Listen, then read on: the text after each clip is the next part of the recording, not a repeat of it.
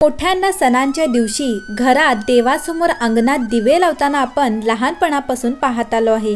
पण दिवे लावताना देवासमोर लावलेल्या समईत किती वाती असाव्यात असा प्रश्न साहजिकच तुमच्याही मनात आला असेल। देवापुढील समईत 1, 3, 5, 7 अशा विषम संख्येतच वाती लावाव्यात। 2, 4, 6, 8 अशा समसंख्येत कधीही वाती लावू नयेत। समईत 2 वातींची 1 वात असते, मात्र त्या 2 वाती समजल्या जात नाहीत। आपल्या भारतीय संस्कृतीत आणि परंपरेत दीप प्रज्वलन हा खूप मोठा आणि महत्त्वाचा संस्कार आहे। दिवाळीत दिवांचा उत्सव साजरा केला जातो। देवाचे पूजन करताना दररोज सकाळी आणि सायंकाळी देवासमोर दिवा लावला जातो। नवरात्रात किंवा विशेष अनुष्ठानावेळी 24 तास दिवा तेवत ठेवण्याचा संकल्प केला जातो। दिवा हे तेजाचे प्रतीक मानले जाते। दिवा लावल्याने पावित्र्य, चैतन्य आणि सकारात्मकता घरात येते। अंधार कितीही गडद असला तरी एक पंथी अंधाराशी 2 हात करण्याची शक्ती देते।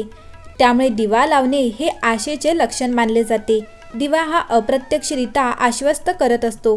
देवासमोर दिवा लावण्याचे काही नियम सांगितले जातात, ते चला जाणून घेऊया। दिवा हा ज्ञानाचे आणि प्रकाशाचेही प्रतीक मानले जाते। दररोजच्या देवपूजनात दिव्याला विशेष महत्त्व आहे। ज्योतिषशास्त्राप्रमाणे दिवाला सकारात्मकतेचे प्रतीक आणि दारिद्र्य दूर करण्याचे साधन मानण्यात आले आहे। घरात दीप प्रज्वलन करणे शुभ मानले जाते। घरातील दिवे सकारात्मक ऊर्जा निर्माण करत असतात। धर्मशास्त्रानुसार देवासमोर दिवा लावणे अनिवार्य मानले जाते। मंडळी, कोणत्याही पूजेची सुरुवात करण्यापूर्वीच सुरुवातीला एका बाजूला दिवा लावला जातो। पूजा करण्याचा घेतलेला संकल्प पूर्ण होईपर्यंत तेवत राहण्याचे, स्थिर राहण्याचे आवाहन अग्निदेवतेला केले जाते। यानंतर पूजा झाल्यानंतरही देवासमोर दिवा लावला जातो। आपल्याकडे तेलाचा आणि तुपाचा दिवा देवासमोर लावला जातो। कोणताही दिवा लावला तरी चालतो, मात्र तुपाच्या दिव्याने अधिक सकारात्मकता येते असे सांगितले जाते। देवासमोर दिवा लावल्याने लक्ष्मी प्रसन्न होते आणि तिथे स्थिर होते अशी मान्यता आहे। शुद्ध तुपाचा दिवा लावणे अत्यंत फायदेशीर मानले गेले आहे। शुद्ध तुपात वातावरणातील जंतू दूर करण्याची क्षमता असते।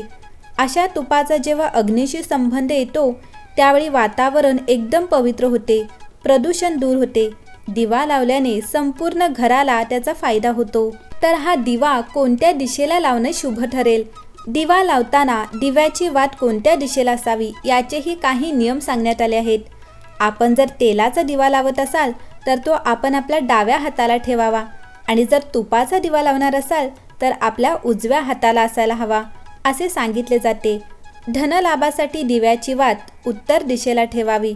आपल्या घरामध्ये वारंवार कोणी आजारी पडत असल्यास दिव्याची वात पूर्व दिशेला ठेवावी। या दोन्ही दिशा अत्यंत शुभ मानण्यात आल्या आहेत।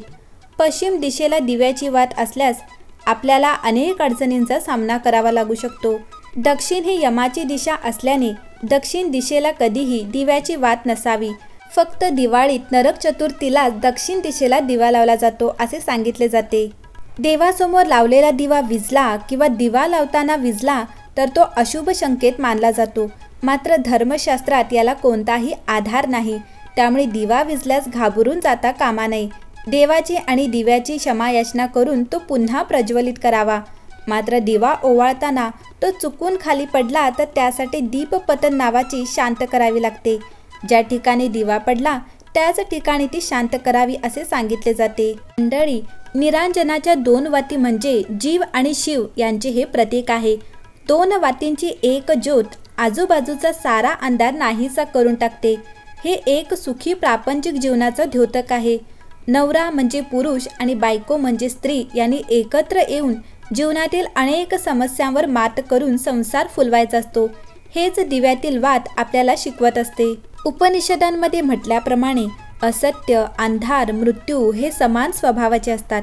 याउलट सत्य, प्रकाश, अमृत हे सकारात्मक गुणही समान स्वभावाचेच असतात।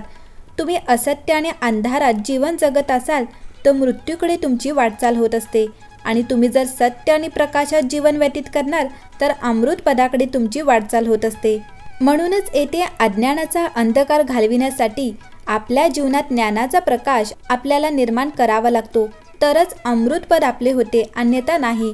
ज्याप्रमाणे दिव्याचा प्रकाश हा भौतिक अंधाराला दूर सारून तेथे भौतिक जगताविषयी ज्ञान उत्पन्न करते, त्याचप्रमाणे सत्याचा प्रकाश हा मानसिक जगतातील अज्ञान दूर करून अमृत पदाचे ज्ञान आपल्यासाठी उत्पन्न करते. म्हणून दिव्याकडून प्रेरणा घेऊन आपण आपल्या मनातील अज्ञान दूर सारण्याचा प्रयत्न केला पाहिजे. त्यासाठी दिवा लावित असतात त्याकडून प्रेरणा घेण्यासाठी. आता तुम्हाला किती मोठा दिवा आणि किती मोठा प्रकाश पाडून किती मोठे ज्ञान निर्माण करायचे आहे हे तुमच्या हातात आहे.